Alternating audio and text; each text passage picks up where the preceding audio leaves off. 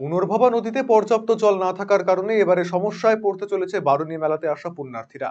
বাঁধ দিয়ে পুনর্ভবা নদীর জল আটকে দিয়েছে বাংলাদেশ, ফলে নদীতে জলস্তর কমেছে অনেকটাই।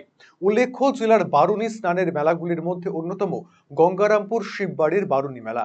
প্রতি বছর দোল পূর্ণিমার 12 দিনের মাথায় শুরু হয় এই মেলা। সেই মতো আগামী বৃহস্পতিবার প্রাচীন পরম্পরা মেনে পুনর্ভবা নদীতে পুণ্য স্নানের মধ্যে দিয়ে শুরু হবে বারুণী মেলা।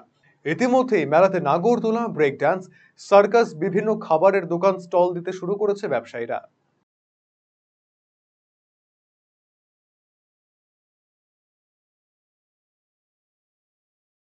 এবার থেকে মেলা শুরু হবে।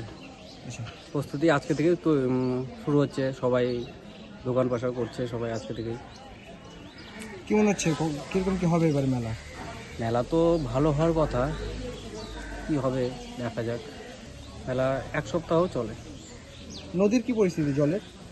জলের একটু সংকট, তবু জিসিবি দিয়ে খোঁড়া হচ্ছে জলের জন্য। দোকান এখন শুরু করছি, মোটামুটি ভালোই পরিস্থিতি, সবারই চলছে, তোড়জোড় চলছে। ইতিমধ্যেই পুণ্যার্থীদের কথা চিন্তা করে পৌরসভার তরফ থেকে মাটি কেটে জলের ব্যবস্থা করা হচ্ছে। এ ব্যাপারে বিরূপাক্ষ বানেশ্বর ধামের সম্পাদক কি জানিয়েছেন, শোনাবো।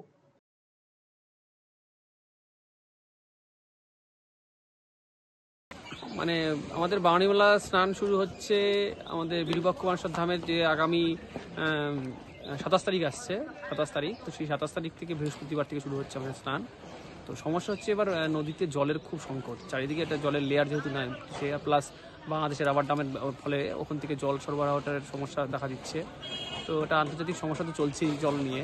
সেক্ষেত্রে পুনর্ভবা নদীতে জলসংকট, খুবই অবস্থা খারাপ ছিল, কিন্তু ইদানিং আরও অবস্থা খারাপ হয়ে গেছে। তো আমাদের আপামর জন্য মানে যারা ভক্ত দূর দূরান্ত থেকে আসবে, তা সেখান থেকে গঙ্গারামপুর পৌরসভা থেকে জিসিপি দিয়ে খাল খনন করা চলছে। অবশ্য চেষ্টা চলেছে যারা ভক্তরা যাতে সেখানে স্নান ধান করতে পারে যতটা সম্ভব। কিন্তু যদি প্রাকৃতিকভাবে কোনো রকমের বৃষ্টি টিষ্টি হতো, তাহলে পরে একটা জলের মানে সুগম একটা সচ্ছল একটা ব্যবস্থা হতো। তাছাড়া আর্টিফিশিয়ালভাবে কতটা আমাদের সম্ভব করার আর কি